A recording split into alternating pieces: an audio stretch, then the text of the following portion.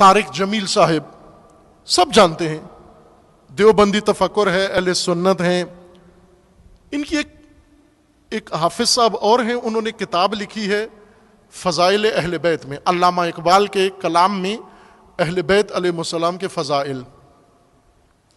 اس کتاب پر تقریض جناب طارق جمیل صاحب نے، مولانا طارق جمیل صاحب نے لکھی ہے.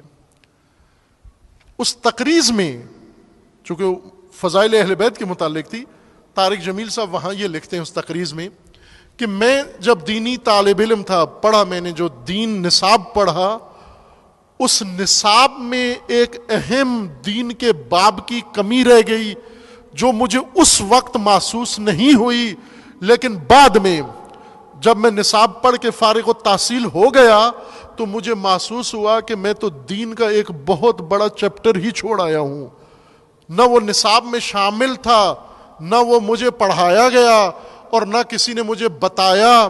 جب میں بعد میں متوجہ ہوا اور اس کی تلافی کرنے کی کوشش کی، اور جن منابع سے میں نے وہ نصاب تلافی کیا، وہ موضوع کیا تھا؟ فرماتے ہیں وہ مناقب اہل البیت، اہل بیت کے فضائل کا چیپٹر نہیں تھا اس نصاب میں، جو دین کا لازمی جز ہے،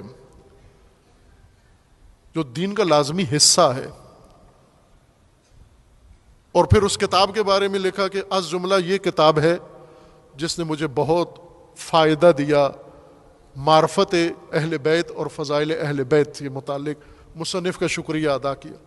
میں اس لیے ان کا نام لے لیا. طارق جمیل صاحب کا تو یہ جملہ آپ نے سب نے سنا ہوا ہے نا کہ علی کو مولا کہا کرو، دیوبندیوں کو کہہ رہے ہیں علی کو مولا کہا کرو.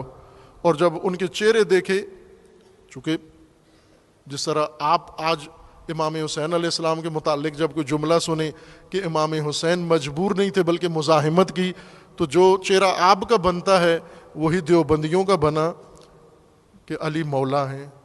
انہیں یہ کہا گیا تھا مولا صرف خدا ہے، اللہ کے علاوہ کوئی مولا نہیں ہو سکتا. جب پڑھایا ہی نہ گیا ہو، بتایا ہی نہ گیا ہو، سنایا ہی نہ گیا ہو، جب رسول اللہ کی تعلیمات ہی نہ دی گئی ہوں تو یہی حال ہوگا. آگاہ نہیں ہے. پھر انہوں نے کہا کہ بھائی مولا کہا کرو. میں بھی مولا کہتا ہوں اور کہوں گا.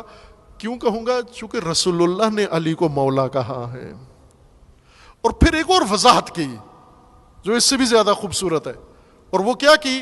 کہا کہ مولا کا مطلب دوست اور محب نہیں ہوتا، مولا کا مطلب سرپرست ہوتا ہے. یہ مولا کی تفسیر شیعہ بھی نہیں کرتا. آپ کسی شیعہ خطیب کو پوچھو مولا کس کو کہتے ہیں، ولایت کس کو کہتے ہیں، وہ محبت ہی نکال کے دے گا اندر سے کہ محبت کو کہتے ہیں. یہ اہل سنت کے عالم کہہ رہے ہیں نا، مولا امامت کو کہتے ہیں، ولایت کو کہتے ہیں، حاکمیت کو کہتے ہیں، پیشوائی کو کہتے ہیں. اور علی کو مولا کہا کرو. وہ اس کے بعد تو گنجائش نہیں بنتی ہم یہ کہیں کہ یہ محبت نہیں کرتے. لیکن ایک بات ہے، مطالعہ بھی نہیں کرتے، پڑھتے بھی نہیں ہیں، بس اپنے علماء کے انتظار میں رہتے ہیں کہ اگر انہوں نے رہنمائی کر دی تو انہوں نے وہ مان لی. اگر انہوں نے کہا مولا نہیں کہنا تو یہ پہلے ان کو کہا گیا تھا مولا نہیں کہنا تو یہ نہیں کہتے تھے، اب انہیں کہا گیا مولا کہنا ہے تو کہنا شروع کر دیا. تو کچھ حقیقتیں ان کی نظر مجالس میں ہے. اہل سنت اکثریت ہیں اس ملک کے اندر، کہاں سے یہ محبت اہل بیت اور مکتب اہل بیت؟ انہی مجالس سے اہل سنت پڑھیں گے. اگر ان مجالس میں نہ حقیقت نہ بیان ہو، تخیل ہو.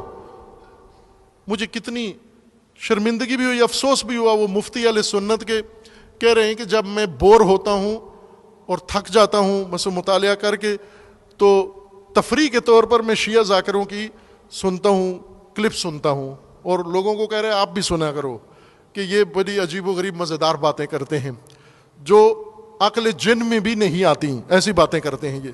پھر افسوس کے ساتھ کہنے لگے کہ شیعوں کے پاس کوئی عالم نہیں ہے، کوئی پڑھا لکھا انسان نہیں ہے جو یہ سارے عجیب و غریب اینشنٹ کلپ لگا کے اور یہ تشیع پیش کرتے ہو. ایک مفتی اہل سنت کے یہیں پر اسی مسجد بیت العتیق میں، یہاں بیسمنٹ میں نیچے وحدت کانفرنس میں ان کا کلپ موجود ہے، نیٹ کے اوپر دیکھ سکتے ہیں آپ.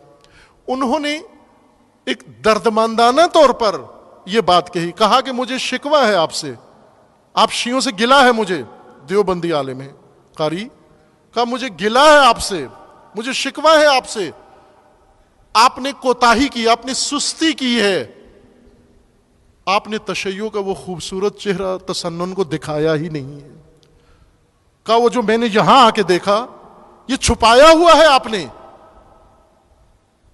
یہ بتاتے کیوں نہیں ہو لوگوں کو؟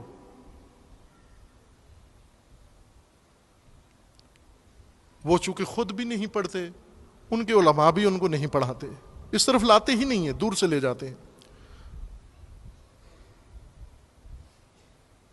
آپ کا کام ہے یہ مواد فراہم کرو، اس مواد کو عام